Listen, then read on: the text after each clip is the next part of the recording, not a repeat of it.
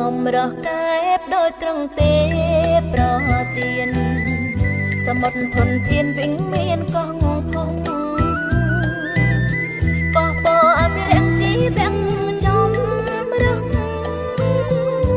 នៅទន្លងនឹងក៏ទន្សាយក្រុងកែបតូចតែល្អដូចពេញចរណៃទេសនាវិស័យទេសចរវែងឆ្ងាយមហាសាក្រាលសង្មត់អន់ស្មៅសាឡាយល្បីជីវៈ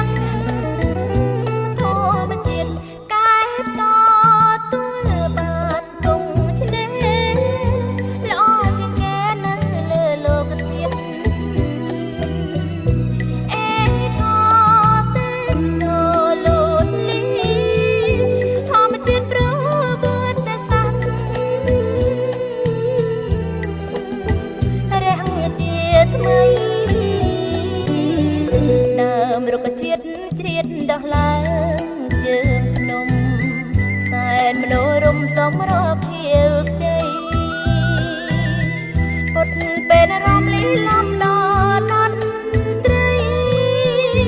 សត្វបក្សីជ្រៅជ្រៅគ្នាផ្ញើ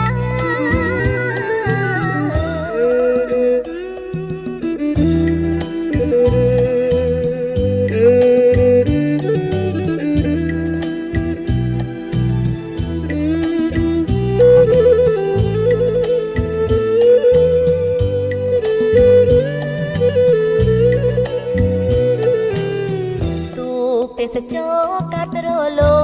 ករលេញដូចប្រដេញប្រឡា